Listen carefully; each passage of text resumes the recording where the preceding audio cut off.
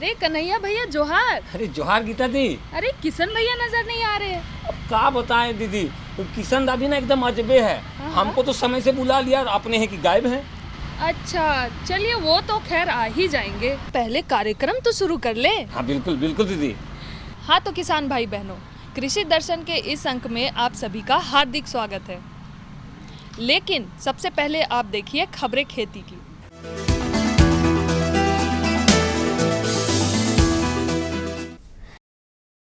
नमस्कार, कृषि समाचार में आपका स्वागत है। मैं हूं अनुश्री। आइए देखते हैं आज कृषि समाचार में क्या है खास।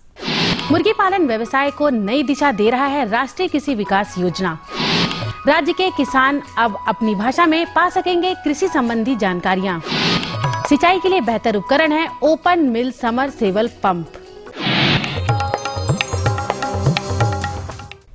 राज्य के मुर्गी पालक अपने व्यवसाय को और अच्छे तरीके से कर सके, इसके लिए पशुपालन विभाग झारखंड राष्ट्रीय कृषि विकास योजना के तहत किसानों को मुर्गी पालन हेतु प्रोत्साहित करने के लिए कार्यक्रम चला रही है। इस कार्यक्रम में जहां एक ओर राज्य में मुर्गी पालन व्यवसाय को बढ़ावा मिलेगा, तो दूसरी ओर व्यवसाय से जुड़े कृषक आर्थिक उन्नति कर सकेंगे। आज मुर्गी पालन एक अच्छे व्यवसाय के रूप में स्थापित हो चुका है। ये व्यवसाय और विकास करे, नए लोग या कृषक इस व्यवसाय से जुड़कर लाभान्वित हों, इसके लिए पशुपालन विभाग झारखंड राष्ट्रीय कृषि विकास योजना के तहत कई तरह के कार्यक्रम चलाती है, जिसमें मुर्गी पालन के प्रशिक्षण से लेकर व्यवसाय स्थापित करने के लिए अन्य सुविधाओं के साथ अनुदान भी मुहैया कराई जाती है। राज्य के किसानों को नई वैज्ञानिक कृषि तकनीकों और कृषि से जुड़ी अन्य विषयों जैसे कृषि उत्पादन, पौधा संरक्षण, पौध प्रबंधन, प्राकृतिक संसाधन कटाई, कृषि प्रौद्योगिकी, बीमा, बाजार के साथ मौसम संबंधी जानकारियां, सूचना प्रौद्योगिकी के माध्यम से पहुंचाने के लिए बिरसा कृषि विश्वविद्यालय के कृषि प्रसार शिक्षा विभाग द्वारा कृषि विशेषज्ञ प्रणाली का विकास किया गया है। ये जानकारियां राज्य के किसानों को उनकी अपनी भाषा जैसे नागपुरी, संथाली, कुडुख, मुंडारी के साथ साथ अंग्रेजी और हिंदी में भी मिल सकेगा। वर्तमान समय जनवरी से मार्च तक राज्य के किसान बोदी की गर्मा फसल लगा सकते हैं। बोदी की अच्छी उपज पाने के लिए किसान स्वर्ण हरिता, स्वर्ण सुफला और बिरसा श्वेता नामक उन्नत प्रभेदों को लगाएं। स्वर्ण हरिता, स्वर्ण सुफला और बिरसा श्वेता ये नाम है बोदी के उन्नत प्रभेदों के। जनवरी से मार्च तक बोदी की बुआई गर्मा फसल के रूप में की जा सकती है। खेत की अच्छी तैयारी कर गर्मा बुआई के लिए 25 से 30 किलोग्राम बीज प्रति हेक्टेयर की दर से बुआई कर और उचित कृषि कार्यों को करके लगभग 80 से 100 क्विंटल बोदी प्राप्त की जा सकती है।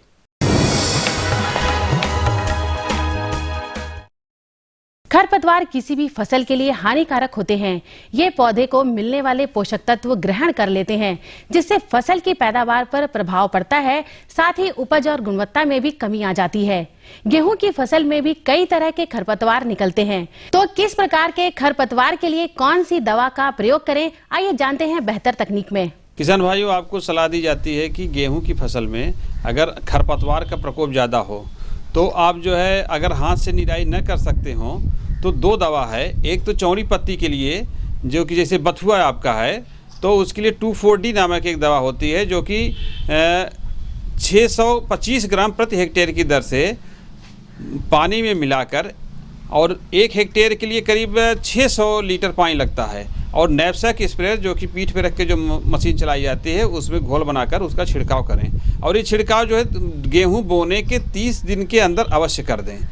और अगर पतली पत्ती जैसे गुल्ली डंडा है अगर आपके खेत में है तो सल्फा सल्फ्यूरान नामक दवा एक आती है, या आइसोप्रोटोरान नामक दवा आती है, उसका छिड़काव करें। सल्फा सल्फ्यूरान 13 ग्राम 13.5 ग्राम का एक पाउच आता है, वो 1 एकड़ के लिए पर्याप्त होता है। अगर आइसोप्रोटोरान आप डाल रहे हैं तो 1.5 किलोग्राम प्रति हेक्टेयर की दर से उसका छिड़काव करें।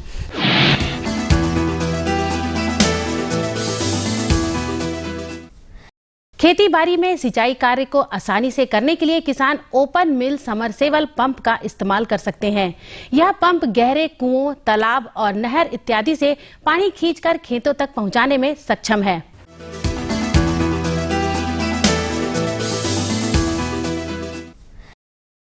कृषि समाचार में अब बारी है सफल किसान से मिलने की। तो चलिए मिलते हैं आज के सफल किसान से। बेहतर खेती बाड़ी करना और अच्छी मात्रा में उपज हासिल करना इनकी खासियत है। अपने इन्हीं खासियतों की वजह से ये अपने क्षेत्र के किसानों में मशहूर हैं और लोकप्रिय भी। ये ऐसी खेती की वजह वैज्ञानिक तकनीक से कृषि कार्यों को बताते हैं और दूसरे किसानों को भी इस प्रकार खेती करने के लिए प्रेरित भी करते हैं। हमने बाहर काम करते थे, बाहर से नहीं गुजारा हुआ तब हम गांव चला आया। गांव में नहीं हम लोग खेती बाड़ी किया, खेती बाड़ी से कर रहा तो हम पशुपालन कर रहे हैं करीब 7 वर्ष से, जो कि 100 लीटर दूध हमारे पास होता है, जो उसी में से हम लोग को सबका गुजार बसर होता है। और अब एक नजर राज्य के कुछ प्रमुख शहरों के मौसम के मिजाज पर। आज राज्य के कुछ प्रमुख शहरों के तापमान इस प्रकार दर्ज किए गए। रांची अधिकतम 21 डिग्री सेल्सियस और न्यूनतम 12 डिग्री सेल्सियस। देवघर अधिकतम 23 डिग्री सेल्सियस और न्यूनतम 13 डिग्री सेल्सियस। गोड्डा अधिकतम 24 डिग्री सेल्सियस और न्यूनतम 13 डिग्री सेल्सियस। कोडरमा अधिकतम 22 डिग्री सेल्सियस और न्यूनतम 12 डिग्री सेल्सियस। चाईबासा अधिकतम 26 डिग्री सेल्सियस और न्यूनतम 14 डिग्री सेल्सियस। और हजारीबाग का तापमान अधिकतम 20 डिग्री सेल्सियस और न्यूनतम 11 डिग्री सेल्सियस रहा।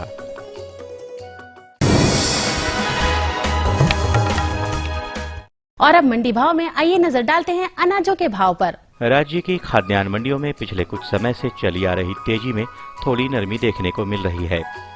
मूल्यविदों के अनुसार तिलहनी और दलहनी अनाजों के भावों में नरमी संभव है। उधर सब्जी मंडियों में भावों को लेकर स्थिरता बनी हुई है। वहीं आज बिके कुछ प्रमुख अनाजों के भावों पर नजर डालें तो इस प्रकार रही। चावल मोटा न्यूनतम 1400 रुपए से लेकर अधिकतम 2200 रुपए। चावल मध्यम न्यूनतम 2100 रुपए से लेकर अधिकतम 2600 रुपए। गेहूं न्यूनतम 1500 रुपए से लेकर अधिकतम 1700 रुपए। दाल अरहर न्यूनतम 5400 रुपए से लेकर अधिकतम 6900 रुपए। दाल मसूर न्यूनतम 4400 रुपए से लेकर अधिकतम 5500 रुपए। दाल चना न्यूनतम 3400 रुपए से लेकर अधिकतम 4500 रुपए। सरसों तेल न्यूनतम 8200 रुपए से लेकर अधिकतम 9400 रुपए। आलू न्यूनतम 800 रुपए से लेकर अधिकतम 1000 रुपए। और प्याज न्यूनतम 1500 रुपए से लेकर अधिकतम 2200 रुपए प्रति क्विंटल रहा। कृषि समाचार में आज इतना ही। अगले दिन अगले अंक में फिर मुलाकात होगी कुछ ताजा तरीन खबरों के साथ। तब तक के लिए दीजिए इजाजत। नमस्कार, जोहार।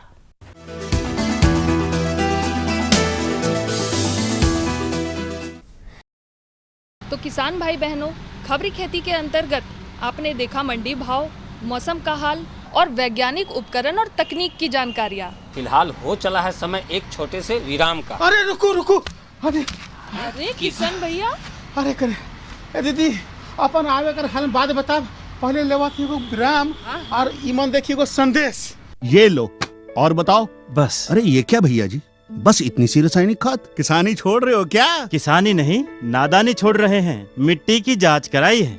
अब तो लालाजी जितनी जरूरत है उतने ही उर्वरक खेत में डालेंगे। हाँ, किसान भाई आज ही अपने जिले की नजदीकी भूमि परीक्षण प्रयोगशाला में मिट्टी की जांच जरूर करवाएं और मिट्टी में पोषक तत्व, नमी व पौधे के विकास को देखते हुए केवल जरूरत के अनुसार ही पोषक तत्व डालें। और हाँ, मिट्टी में गंधक, जस्ता, बोरोन जैसे सूक्ष्म पोषक तत्वों का पता लगाना भी न भूलें।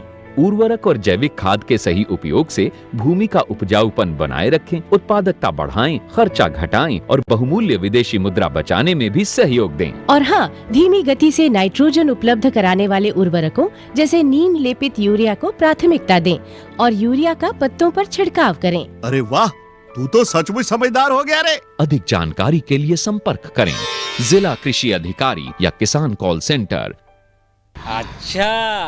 अच्छा किसना भैया, अकेले हैं? इसका मतलब है कि आज भौजी के हाथ से आप मशरूम खा के आ रहे हैं। हाँ रे एक कन्हाई, तू हो जाके बाजार से किन के ले आओ, ये तो खत्म हो जाता। लानबे नहीं तो अपन बोहरिया से बनवा के खा ले, ये तो पछतावे रसार। ठीक क्या कह रहे हैं किशन भैया। ऐसा नहीं है किशन भैया, मशरूम की विभिन्न प्रजातियां आप सालों भर प्राप्त कर सकते हैं। अच्छा, सालों भर दीदी? को सालों भर पाई जाने वाले मशरूम की विभिन्न प्रजातियों के बारे में विस्तृत जानकारी दिलवाते हैं चंचला कुमारी जी से, जिनसे बातचीत कर रहे हैं हमारे सहयोगी भानु घोष। झारखंड अलग अलग सब्जी उत्पादन में एक महत्वपूर्ण स्थान रखता है, जिसमें हरी सब्जियां अत्यधिक पैमाने पर उत्पादित की जाती और दूसरे शहरों में निर्यात की जाती है। अगर हम मशरूम की बात करें तो इसकी भी खेती बड़े पैमाने पर किसान अलग अलग जलवायु के अनुसार कम लागत में ज़्यादा से ज़्यादा मुनाफा कमाकर कर सकते हैं। आमतौर पर मशरूम एक प्रकार का फफूंद होता है जो खाने योग्य होता है, जिसे हम खुखड़ी, खुम्भी, फफूंद, गोबर छत्ता इत्यादि के नाम से भी जानते हैं। पूरे भारत में मशरूम की 20 से ज़्यादा प्रजाति की खेती होती है, जिसमें आमतौर पर 12 से 13 प्रजातियों की खेती से अच्छा उत्पादन प्राप्त होता है। इस फफूंद की खेती हम सालों भर अलग अलग प्रजाति का जानकारी रखकर उत्पादन कर सकते हैं। मशरूम एक प्रकार का फफूंद है जो खाने योग्य फफूंद है, जिसको कि हम खाने में इसका इस्तेमाल करते हैं। इसको किसान भाई बहुत से नामों से जानते हैं। इसको खुखड़ी के नाम से जानते हैं, खुम्बी के नाम से जानते हैं, मशरूम के नाम से जानते हैं, फफूंद के नाम से जानते हैं, गोबर छत्ता के नाम से जानते हैं। इनका जो बहुत सारा रूप है, लेकिन ये एक मशरूम है, ये खुखड़ी है जिसको खाने योग्य ये है। जो ये खाने योग्य मशरूम है उसकी बहुत सारी प्रजातियां हैं, यानी कि अभी देखिए तो 20 से ज़्यादा प्रजातियां हैं जो खाने योग्य है और जो है जिसका कि उत्पादन हमारे पूरे भारतवर्ष में होता है। परंतु इनमें से जो 12 तरह की जो प्रजातियां हैं जो मुख्य रूप से उगाई जाती हैं। मशरूम की 3 किस्में अत्यधिक प्रचलित हैं जो झारखंड के परिवेश में अनुकूल है, जिसके खेती में कम समय लगता है और उत्पादन भी हमें जल्द मिल जाता है। किस्मों में प्रमुख है ऑयस्टर, बटन और दूधिया मशरूम। ऑयस्टर मशरूम, जिसे डिंगरी मशरूम भी कहते हैं, इसकी आमतौर पर रबी के मौसम में खेती करना फायदेमंद रहता है। यह एक छत्तानुमा फफूंद है जो बहुत ही नाजुक मशरूम की श्रेणी में आता है, जिसकी खेती एक दिन के मेहनत से और इसका उत्पादन हमें 1 महीने बाद ही मिल जाता है और इसमें प्रोटीन की मात्रा भी अधिक होती है। दूसरा बटन मशरूम, जो कि गोल आकार का बटन जैसा आकार का होता है। इसकी खेती आमतौर पर अक्टूबर से मार्च तक करना लाभदायक होता है। यह फफूंद दूसरे मशरूम से अत्यधिक मजबूत और अधिक उत्पादन देने वाला है। इसकी कीमत भी बाजार में अच्छी मिलती है और यह सबसे ज्यादा बिक्री वाला मशरूम की प्रजाति में आता है। ऑयस्टर यानी कि डिंगरी मशरूम, डिंगरी मशरूम बोलते हैं। ये है कि जो मशरूम जो है किसान भाई 1 दिन के मेहनत पे उगा के 1 महीने के अंदर जो है इसका फसल प्राप्त कर सकते हैं। और इसी के तहत आती है दूसरी प्रजाति है जो है कि बटन, यानी कि ये जो मशरूम जो है ये हम अक्टूबर से उत्पादन शुरू करके मार्च तक इसकी जो है फसल आसानी से ले सकते हैं। और इसके बीच में बटन के लिए क्या है, किसान भाइयों को थोड़ा सा कंपोस्ट तैयार करने में जो मेहनत पड़ती है वो करनी पड़ती है। लेकिन अगर हम व्यावसायिक तौर पे किसान भाई से अपनाना चाहते हैं तो बटन मशरूम की जो खेती है वो बटन मशरूम की जो खेती है वो अधिक फ़ायदेमंद होती है, क्योंकि इसका जो उत्पादन होता है ऑयस्टर की अपेक्षा ज़्यादा होता है। और यहाँ पे ऑयस्टर की अपेक्षा जो इसका लाइफ टाइम होता है, यानी कि जिसको सेल्फ लाइफ बोलते हैं, वो ज़्यादा होता है। और तीसरी प्रजाति दूधिया मशरूम है, जो कि अप्रैल से सितंबर माह में खेती करना लाभदायक होता है। यह छातानुमा आकार का होता है और इसकी डंडी बड़ी होती है। इसके खेती में लागत बहुत कम होता है और इसकी उत्पादन क्षमता भी औरों की अपेक्षा ज़्यादा होता है। अप्रैल से लेकर सितंबर तक की जो मशरूम है उसको बोलते हैं मिल्की मशरूम, यानी कि दूधिया मशरूम। इसका उत्पादन की विधि भी बटन मशरूम से मिलता जुलता है और ये बटन मशरूम की तरह इसमें भी छाता बनता है और ये जो है उसकी जो डंटी होती है, जो स्टीम होता है, वो थोड़ा बड़ा होता है। किसान ऑयस्टर मशरूम का 30 से 35 रुपए में बीज लेकर 2 से 2.5 केजी उत्पादन कर सकते हैं, जिसकी बाद में कीमत बढ़कर 160 रुपए प्रति केजी के हिसाब से बिक्री कर मुनाफा कमा सकते हैं। अगर हम ऑयस्टर की बात करें तो हम एक पैकेट है, एक बंडल बनाने के लिए हमें कम से कम 30 से 32 रुपया तक का हमें इसमें खर्च आता है। अगर उत्पादन की बात करें तो एक पैकेट में जो है हम उसका उत्पादन 2 से 2.5 किलो तक ले सकते हैं। और 2 से 2.5 किलो अगर इसका उत्पादन हम ले रहे हैं तो ये देखिए कि बाज़ार में 160 रुपये किलो ऑयस्टर आसानी से बिकता है। और अगर इसका उत्पादन देखें तो नेट जो है 200 रुपया किसान एक पैकेट से आसानी से कमा पा रहा है। मशरूम की विशेषता की अगर बात करें तो सबसे पहले यह एक शुद्ध शाकाहारी भोजन में आता है और सबसे ज्यादा प्रोटीन और आयरन इसमें बड़ी मात्रा में मौजूद रहता है। इसका सेवन मधुमेह के रोगियों के लिए फायदेमंद रहता है और इससे मोटापा भी कम कर सकते हैं। इसमें प्रोटीन की मात्रा सबसे ज़्यादा मात्रा में है। प्रोटीन हो चाहे खनिज लवण हो या इसमें जो आयरन की मात्रा होती है वो बहुत ज़्यादा मात्रा में पाए जाते हैं। और एक बात बताइए, इसमें औषधीय गुण है, यानी कि जो भी मधुमेह के रोगी हैं या डायबिटिक के पेशेंट हैं वो इसका उपयोग करें, ताकि क्योंकि इसमें जो है कोलेस्ट्रॉल या फाइबर जो इसमें है ही नहीं, और रेशा कम होने की वजह से जो लोग अपना मोटापा घटाना चाहते हैं उनके लिए भी बहुत ज़्यादा फायदेमंद है। और तीसरी बात यहाँ पे बताऊँ, ये मशरूम जो है शुद्ध शाकाहारी है। मशरूम का उत्पादन करते समय हमें बहुत सारी बातों का ध्यान रखना चाहिए, जिसमें मशरूम का कंपोस्ट तैयार करना महत्वपूर्ण है और इसका उत्पादन जिस भी कमरे या खेत में कर रहे हैं वो पूरी तरह से मशरूम के लिए अनुकूलित हो। कृषि अवशेष जैसे धान, मड़ुआ या किसी भी फसल का अवशेष जो कि 2 साल से पुराना ना हो, जिसमें गेहूं की कट्टू आमतौर पर आसानी से उपलब्ध हो जाता है, इसका निर्जीवीकरण करना जरूरी है। निर्जीवीकरण 2 तरीके से कर सकते हैं, पहला रसायन और दूसरा गर्म पानी से। रसायन में पुआल में फॉर्मेल्डिहाइड का मिश्रण कर कंपोस्ट तैयार करना, जिसमें मशरूम के लिए पूर्ण रूप से अनुकूलित रहता है। इन्हीं सब तकनीकों को अपनाकर किसान कम लागत में मशरूम की खेती कर ज्यादा से ज्यादा मुनाफा कर सकते हैं। यहाँ पे बताऊँ किसान भाइयों को, लगाते समय मुख्य रूप से आप 4 बातों का ध्यान रखिए। पहला, जो कृषि अवशेष का आप चुनाव कर रहे हैं वो नया हो, यानी कि ये बारिश में भीगा हुआ नहीं होनी चाहिए और ये मतलब 2 साल से ज़्यादा पुराना ना हो। और दूसरी बात यहाँ पे अहम बात है, जो भी हम कृषि अवशेष का उपयोग करेंगे उसका निर्जीवीकरण करना। निर्जीवीकरण करने के लिए किसान भाई इसमें 2 माध्यम अपना सकते हैं, एक रसायन विधि के माध्यम है और एक गर्म पानी का माध्यम। अगर किसान भाई रसायन विधि का माध्यम इस्तेमाल करना चाहते हैं तो उसमें फॉर्मेल्डिहाइड एक रसायन आती है, जिसका इस्तेमाल करके हम उस बिचाली को या कृषि अवशेष को निर्जीवीकरण आसानी से कर लेते हैं। दूसरी गर्म पानी की विधि है, पुआल को काटने के बाद हम गर्म पानी से उसको उपचारित करके तब हम उसको कंपोस्ट तैयार करते हैं और तब हम उसको लगाते हैं। और तीसरी और अहम बात है, जहाँ पे हम उगाना चाह रहे हैं या जिस कमरे में हम उगाना चाह रहे हैं वो कमरा जो है रसायन से निर्जीवीकरण किया जाना चाहिए, क्योंकि ये एक फफूंद है और उसी तरह ये खाने योग्य फफूंद है और एक विषैला फफूंद जो है वो दोनों एक साथ उगता है। तो हमको इसमें ये ध्यान रखना पड़ेगा कि हम निर्जीवीकरण करके ही मतलब पुआल का इस्तेमाल करें। ये है श्रीमान भोलू भाई, ये हैं श्रीमान समझू भाई। भोलू भाई हैं बड़े ही भोले, समझू भाई हैं बड़े ही सुलझे। भोलू भाई ने सब्जी लगाया, समझू भाई ने भी सब्जी लगाया। भाई समझो, हाँ? तुम भी टमाटर लगाए और हम भी टमाटर लगाए। हाँ? तो क्या तुम्हारी और मेरी जमीन बराबर है, फिर तुम पैसा ज्यादा कैसे कमाए? अच्छा भाई भोलू, एक बात बताओ, तुम बीज टमाटर के कौन से लगाए? अरे वो बताओ। अरे जो मिला वही लगा दिए। यही तो बात है भोलू, अब जो भी बीज लगाने से काम नहीं चलेगा, उन्नत किस्म के बीज लगाओ और पैदावार बढ़ाओ। जी हाँ, कृषि वैज्ञानिकों की सलाह लेकर सफल एवं अच्छी पैदावार के लिए उन्नत किस्म के बीज अपनाएं। वाह किशन भैया, ये जानकारी पाके ना मन एकदम सही में गदगदा गया। और हम गदगदाए का मशरूम खा लियो, काल मिले कि नहीं मिले। ओ अब उधर ढकारिए ना। अच्छा कन्हैया भैया, एक बात बताइए, आप बकरी पालन करते हैं क्या? नहीं दीदी। आप किशन भैया? ना दीदी, काल के और छगरी बकरी मन के नहीं, कुकुर चाय भी दबावला। क्यों? ये तो बहुत ही लाभकारी व्यवसाय है। हाँ दीदी, ये बात तो ठीक है, लेकिन इसके बारे में हम लोग को कोई जानकारी ही नहीं है। हाँ, यह बात। हाँ तो कोई बात नहीं, हम आपको बकरी पालन के संबंध में ये जानकारी दिलवाते हैं। आइए आपको मिलवाते हैं अपने विशेषज्ञ डॉक्टर संजय कुमार से, जिनसे बातचीत कर रहे हैं हमारे सहयोगी संजय कुमार सिंह। किसान भाइयों नमस्कार, कृषि दर्शन कार्यक्रम में आपका बहुत बहुत स्वागत है। किसान भाइयों, कृषि दर्शन की टीम आज कृषि विज्ञान केंद्र दुमका में है और आज हमारे साथ बातचीत करने के लिए हैं डॉक्टर संजय कुमार।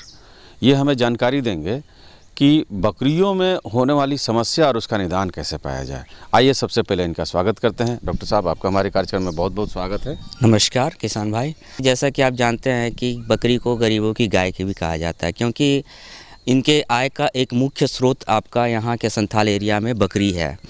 लेकिन यहाँ पे किसान भाइयों को यहाँ दो तरह की प्रॉब्लम आ रही है हमारी बकरी पालन में। पहला है कि यहाँ पर उनकी जो बकरी का वज़न है वो काफ़ी कम हो जाता है। सामान्य दृष्टिकोण से कुछ उनका रख रखाव मैनेजमेंट प्रबंधन सही नहीं रहने के वजह से उनका वज़न कम होता है। और दूसरी चीज़ जो प्रमुख रूप से है, मृत्यु दर काफ़ी होती है, जिससे किसानों को काफ़ी हानि का सामना करना पड़ता है। अगर किसान इस चीज़ को समझ लें और इनका प्रबंधन सही से करें तो इसमें होने वाली आय को बढ़ाया जा सकता है, मुनाफे को बढ़ाया जा सकता है। सबसे पहला है कि वज़न कम होता है। वज़न कम होने का एक मुख्य कारण हमारा नस्ल है। हमारी जो यहाँ की ब्लैक बंगाल बकरी है उनका साइज़ छोटा होता है, आकार छोटा होता है, जिसके कारण उनको सामान्य रूप से कम पैसे मिलते हैं। अगर हम यहाँ की लोकल जो ब्लैक बंगाल बकरी है उसका अगर हम प्रजनन संकर नस्ल के बीटल या जमुनापारी जो कि आसपास के बंगाल एरिया में मिल जाते हैं, वहाँ के बकरे से अगर कराएंगे तो जो उसके संतति होगी, जो उनकी संतान होगी, वो वज़न में ज़्यादा होंगे, जिनसे उनको लाभ ज़्यादा होगा। दूसरी चीज़ है कि उन्हें समय पर जो पाठा हैं उनको समय पर खस्सी करा लेना चाहिए सर। समय पर जैसे कि किसान कराते हैं 4 महीना 3 महीना के बाद कराते हैं, नहीं, किसान भाई उन्हें 1.5 महीना से 2 महीना के अंदर ही उससे खस्सी कर लें। एक बर्डिजो कास्टेटर होता है, हर एक पशु चिकित्सा में उपलब्ध है, उनसे वो करा लें, जिससे कि ब्लीडिंग भी कम होगी और किसी तरह का कोई नुकसान भी नहीं होगा और वज़न बढ़ेगा। दूसरी चीज़ है कि इसमें जो मृत्यु दर में जहाँ तक बात आती है कि खस्सी या बकरी हमारे काफ़ी मरती हैं, तो सबसे पहला जो ज़्यादा मरती है बकरी वो है मेमना में काफ़ी मरती है। मेमना में जो मरने का मुख्य कारण है एक निमोनिया से मरना और दूसरी चीज़ है कि उसके दस्त से मरना। अगर ये दो चीज़ को हम लोग कंट्रोल कर लें, रोक लें, तो मृत्यु दर भी रोकी जा सकती है और किसानों को फ़ायदा होगा। जहाँ तक बात है निमोनिया की बात है, अगर हमारे ठंड के दिन में खास करके अभी के समय में बकरी चरने जाती है और सुबह में ओस का बूंद रहता है, जिसके चलते वो कुछ पानी की बूंदें नाक के द्वारा फेफड़े में प्रवेश कर जाती है, जिससे भी सर्दी खांसी निमोनिया हो जाती है या फिर ठंड लगने के वजह से निमोनिया हो जाती है। तो अगर हमारे बकरी में इस तरह का प्रॉब्लम आ रहा है तो सबसे पहले किसान भाई उन्हें जो सुबह हम लोग बहुत जल्द चरने के लिए छोड़ते हैं उसको थोड़ा सा लेट करके छोड़े। सूर्य की किरण पड़ गई, उसका बूंद ख़त्म हो गया, उसके बाद चरने भरे, ताकि जो पानी की बूंद है, उसकी बूंद है, नाक में जाती है, फेफड़े में जाती है, उसकी संभावना नहीं के बराबर हो।